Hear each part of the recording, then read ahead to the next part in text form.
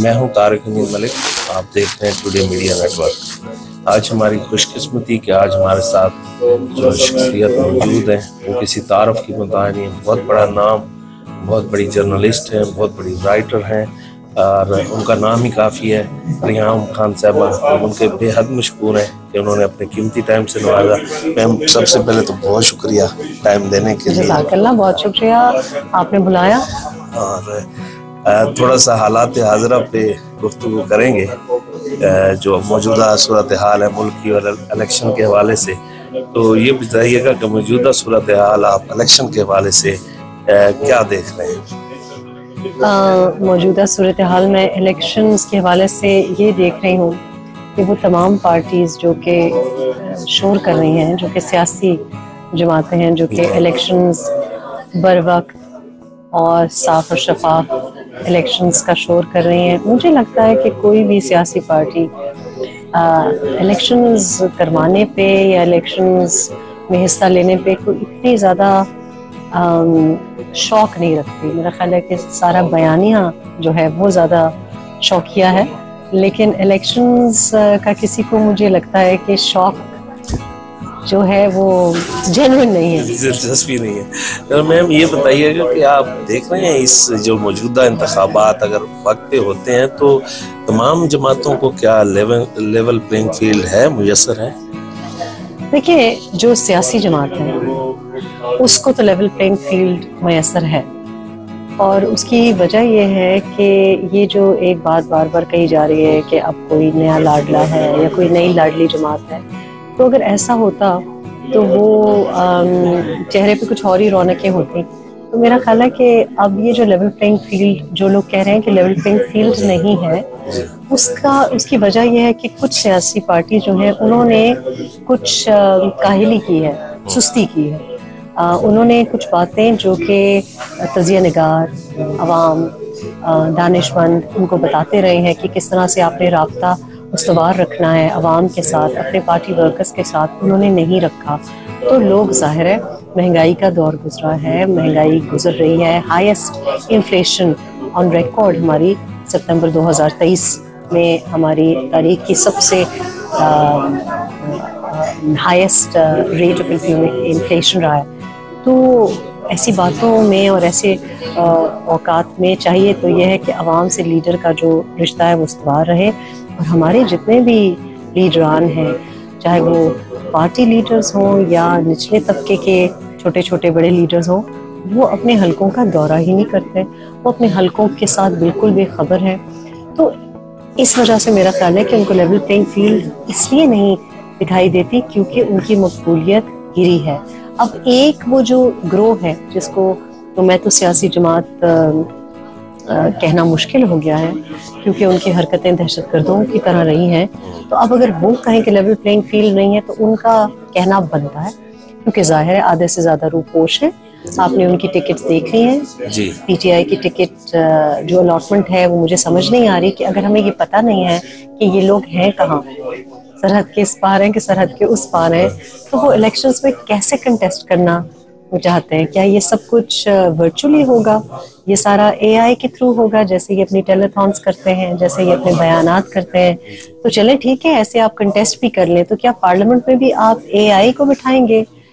ठीक है, तो वो अगर लेवल प्लेइंग फील्ड का गिला कर रहे हैं तो वो वजह है, लेकिन लेवल प्लेइंग फील्ड उनके लिए इसलिए नहीं क्योंकि उन्होंने सियासी जमात की तरह किरदार नहीं निभाया, उन्होंने दहशत गर्दी दिखाई, उन्होंने बहुत ज़्यादा एक वायलेंट और वॉलेटाइल तरीके से पाकिस्तान के जो नेशनल इंटरेस्ट है उसको बरमला डैमेज करने की कोशिश की, तो उनको लेवल प्लेइंग फील्ड नहीं मिल रहा। जी, ये जो मौजूदा मुल्क की सूरत हाल आप देख रही हैं, तो ये किस बात का तकाजा करती है कि सियासियों को किस तरफ फोकस करना चाहिए? देखिए, मैं सीरियसली ये समझती हूँ कि इलेक्शंस जब कभी भी हों, इलेक्शंस के बाद जो कोई भी प्राइम मिनिस्टेरियल रोल में आए, जिसको भी काबीना बनाने का इख्तियार मिले, मेरा ख्याल है तमाम पार्टीज़ को, ख़ास तौर पे पाकिस्तान मुस्लिम लीग नून, पाकिस्तान पीपल्स पार्टी, JUIF, और दीगर जो छोटी जमातें हमारे सूबा जात में हैं, फॉर एग्ज़ाम्पल ANP हो गई, PKMAP होगी, इन सबको मिल बैठ के 5 साल के लिए एक कोई मुश्तरका मुल्क के लिए एक मैनिफेस्टो बनाना पड़ेगा, एक गेम प्लान बनाना पड़ेगा जिसमें एक दूसरे की टांगें ना काटें, एक दूसरे के ऊपर जो खाली एक अटैक वाला बयानिया है वो ना करें, क्योंकि हमें जो मईशत के जो चैलेंजेस हैं वो कोई एक जमात अब हल कर भी नहीं सकती। तो 5 साल के लिए एक हमें, जिसको ये मीसाक मईशत कहना चाहते हैं या जो कुछ भी, मैं समझती हूँ कि ये बहुत ज़रूरी है कि मेजर प्लेयर्स जो हैं वो अपने जो सियासी मफादात हैं उनको थोड़े अरसे के लिए साइड पे पार्क करें और साथ काम करें। मेरा ख्याल है बड़े मियाँ नवाज शरीफ का भी यही एक सोच है इस वक्त, और ये बड़ी अच्छी बात हो अगर ये किसी तरह भी इम्प्लीमेंट हो जाए। ये हम देख रहे हैं कि चंद सियासी जमातें तहफ़्फ़ुज़ात का इजहार कर रही हैं इलेक्शन के हवाले से, तो क्या आप इलेक्शन को शफाफ देख रही हैं? देखिए, इलेक्शंस तो शफाफ ही होंगे, और आपको नज़र आ रहा है कि अभी भी जब हम हलकों में जाते हैं, लोगों के साथ बैठते हैं, तो हमको बिल्कुल साफ दिखाई दे रहा है कि किन लोगों को चांस दिया जाएगा और किन लोगों को मौका नहीं दिया जाएगा। अगर हम एक लम्हे के लिए ये मफरूज़ा मान भी लें कि आज कोई और लाडला है या आज कोई और लाडली जमात है, तो मैं आपको बता सकती हूँ कि सेफ सीट जो समझी जाती थी वहाँ पे उनका जो वोट है वो सेफ नहीं है, और बड़े बड़े नाम उनको झटका लगेगा, क्योंकि लोग हमें, आवाम हमें बता रही है इस वक्त जो नई सियासी जमातें आ रही हैं उनको इसलिए लोग पसंद कर रहे हैं क्योंकि गुज़िश्ता 4-5 साल में हर एक की परफॉर्मेंस से बहुत ज़्यादा लोग नालां हैं। तो मैं तो समझती हूँ कि साफ और शफाफ ही होंगे, लेकिन कुछ आपको जो शांति हो रही है वो अवाम ही कर रही है, और वो इलेक्शंस में जाने से पहले हो रही है। तो उसके बाद मेरा ख्याल है लोग शोर तो मचाएंगे, क्योंकि अपसेट्स तो मैं आपको पहले से बता दूं, कुछ 2-3 बड़े अपसेट्स आप देखेंगे। मैम, सियासत पे आपकी गहरी नज़र है, PTI का सियासी मुस्तकबिल कैसे देख रही हैं? देखिए, PTI जिस तरह से लोग उसको पहचानते थे, जिस रूप में, वैसे तो हम उसको दोबारा नहीं देखेंगे। इससे मतलब ये है कि जितनी बड़ी वो सियासी जमात अपने को कहते थे वैसी वो नहीं रहेगी, और इसके 2-3 छोटे छोटे हिस्से हो जाएंगे। ऑलरेडी आपने देखा है कि कुछ बड़े बड़े नाम जैसे नजीब हारून जैसे नाम थे, उन्होंने पाकिस्तान तहरीक इंसाफ को चुपके से खैराबाद कह दिया, कुछ लोगों ने बड़ा शोर मचा के खैराबाद कर दिया। तो ये मेरा ख्याल है कि एक बराए नाम तो PTI रह जाएगी, लेकिन जो PTI अब आपको नज़र भी आ रही है, जो स्क्रीन पर सारा वक्त होती है, ये जो कोई भी साहब हैं जो जिनको उठा के चेयरमैन बना दिया गया है, तो ये तो ना कोई PTI के लॉन्ग टर्म पार्टी वर्कर हैं, ना इनके नज़रियात कुछ साल पहले तक PTI की तरह थे, इसमें तो कोई बनावट भी नहीं रही।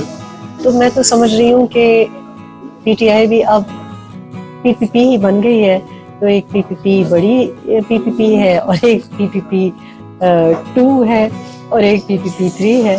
तो ये PTI का ये मुस्तकबिल है। कुछ लोग कैद में रहेंगे और कुछ लोग जो हैं वो, पूरा नाम तो PTI होगी, लेकिन वो PTI नहीं होगी जिसको वोट 2013 में लोग देते थे। जैसे मैम आप कह रही हैं कि शौक नहीं है इलेक्शन होने का, मामलात भी नज़र नहीं आ रहे, तो अगर इस नतीजे में कोई हुकूमत बनती है तो मईशत को बहाल कर सकेगी? मैंने आपको बताया कि तभी मईशत को बहाल कर सकेंगे जब आपने कुछ चीज़ों पे बग़ैर एक दूसरे पे इख्तलाफ किए हुए मुल्क के मफाद के लिए अगले 5 साल के लिए कोई पॉलिसी बनाई, और वो पॉलिसी आपको बहुत ही सोच समझ के बनानी पड़ेगी, इसलिए क्योंकि जो आपके पास प्रोजेक्शंस है मईशत की वो बिल्कुल साफ जाहिर है कि ये किसी के पास भी कोई गिदर सिंगी नहीं है, चाहे वो PM लन का कोई शख्स हो या PPP का हो या कहीं और से आ जाए। ये ऐसे काम नहीं है जो कि 2-3 महीने में किए जा सकें। जो मईशत की रफ्तार है वो 2 से 4% तक आहिस्ता आहिस्ता ये जो रवां साल है इसके आखिर तक बढ़ेगी। तो जो कोई भी हम मुस्बत इंडिकेटर देख रहे हैं वो 2025 में देख रहे हैं, अगर हमने और कोई तखरीबकारी ना की तो। मैम, मुल्क की बेहतरी और तरक्की और खुशहाली के लिए कौम के नाम क्या पैगाम देना चाहिए? देखिए, कौम के नाम तो यही पैगाम देना चाहूँगी कि हम जो भी आपको जमहूरियत का सबक पढ़ा रहा है, जो भी अब अचानक से जमहूरी हो गया है, और ये तमाम पॉलिटिकल पार्टीज़ में और तमाम हमारे कुछ दानिशवर भी हैं जो कि उनको अपनी पसंद से जमहूरियत चाहिए। किसी को बाहर में जमहूरियत चाहिए, किसी को ख़ज़ा में जमहूरियत चाहिए। तो हमारा जो नौजवान है उसको अब ये सवाल करना चाहिए कि आप किसी के भी पीछे, कोई भी हो, कोई भी पार्टी लीडर हो, किसी भी पार्टी से उसका ताल्लुक हो, उसके पीछे सिर्फ उसकी ज़ात के लिए और उसकी ज़ात की परस्तिश के पीछे उसको फॉलो ना करें। अब अगर आपके पास कोई आए वोट लेने के लिए, तो आप उनसे इश्क में, ये जो एक बहुत ही इन्फैचुएशन जिसको कहते हैं अंग्रेजी में, उसमें उनको फॉलो ना करें। उनसे सवाल पूछें। अगर कोई कह रहा है कि हम मीशत ठीक कर लेंगे, तो आप उनसे पूछें कैसे, बताएं कैसे। अगर कोई कह रहा है कि मैं ही पाकिस्तान बचा सकता हूँ, तो पूछे कैसे। तो नौजवान को अब ये मौका भी है और ये वक्त भी है कि वो इस्तेमाल ना हो किसी भी लीडर के हाथों, इसलिए क्योंकि हमने देखा है कि अभी 9 मई के बाद एक लीडर के हाथों 950 से ज़्यादा, हज़ारों की तादाद में बल्कि ऐसे लोग हैं जिनके आर्मी एक्ट के तहत अब FIR कटी हुई हैं। तो उनको कौन बचाएगा? उनको उनके सियासी लीडरान नहीं बचाएंगे। तो आप मत इस्तेमाल हो जाएं, लेकिन आप मुतालबा करें। आप मुतालबा करें कि आपके पास रोज़गार हो। आप देखें, आप भक्खड़ से आए हैं, आप मुझे बताएं रोज़गार है? नहीं है। मैं लाहौर में बैठी हुई हूँ, यहाँ रोज़गार है? नहीं है। कराची में रोज़गार है? नहीं है। खैबर पख्तूनख्वा में कहीं चले जाएं, रोज़गार है? नहीं है। तो पहले तो आप कहें कि जलसों में, धरनों में बाद में बुलाएं, पहले मुझे रोज़गार दें। और रोज़गार क्यों नहीं मिल रहा? क्योंकि हमारे नौजवानों को कुछ आता नहीं है। तो उनको हुनर दें, उनको स्किल सेट दें। तो ये हमारे नौजवानों के लिए मैसेज है कि बाकी जो नारे आप लगा रहे, अपने लिए नारे लगाए, किसी भी लीडर के लिए नारे ना लगाएं, अपने लिए, अपने हक के लिए नारा लगाएं। मैम, बहुत बड़ा नाम रेहाम खान, पाकिस्तान में भी बहुत बड़ी आपने पजीराई हासिल की, ऑल ओवर द वर्ल्ड आपकी एक नाम है, पजीराई है। और अब हम देख रहे हैं कि आप खिदमत खल्क़ के जज्बे से सरशार हैं, खुसूसन ख़वातीन के लिए एक भरपूर आप किरदार अदा कर रही हैं और करने जा रही हैं। तो हमारे नाजरीन को भी बताएं कि कैसे इस तरफ तवज्जो हुई और क्या करने जा रही हैं? नहीं जी, अभी तो तवज्जो नहीं हुई। ये तो मेरा बहुत अरसे से यही कोशिश थी। मैं हमेशा से ये कोशिश करती रही हूँ। मैं 2012 में पाकिस्तान आई और मैं लगातार यही काम करती रही हूँ कि किसी तरह से हमारे बच्चों का जो तालीमी मयार है वो बेहतर हो जाए, किसी तरह से हमारे बच्चे जो सड़कों पे रुल रहे हैं, चाइल्ड लेबर है, घरों में लोगों का काम करते हैं, फैक्ट्रियों में काम करते हैं, वो बंद हो जाए, हुनर सीख जाए हमारे नौजवान, उनको रोज़गार मिल जाए। यही मैं करना चाहती थी, यही मैं आज भी कर रही हूँ। फ़र्क सिर्फ इतना है कि कुछ क़ुव्वतें ऐसी थी जिनको जब आप कोई नेक काम करते हैं तो बड़ी तकलीफ होती है और वो आप पे शक व शुबहात मीडिया पे उभारते हैं। उनके पास कोई उसका सबूत नहीं होता और आपकी किरदार कशी करते हैं, आपके लिए रास्ते रोकते हैं। तो मैं आज वही कर रही हूँ जो कि मैं 5 साल पहले करना चाहती थी, 10 साल पहले करना चाहती थी, लेकिन बार बार रोका गया। अब कुछ हालात ऐसे हैं कि थोड़ी बहुत इजाज़त मिल रही है और मैं अल्लाह पाक से यही दुआ करती हूँ कि मुझे इतनी तौफीक दें कि मैं अपनी ज़िंदगी में कुछ पाकिस्तानी बच्चों के लिए, पाकिस्तानी नौजवानों के लिए, ख़ास तौर पे पाकिस्तानी ख़वातीन के लिए कर जाऊँ और मैं अपना हिस्सा डाल जाऊँ। बहुत शुक्रिया, आपने हमें अपना कीमती वक्त दिया।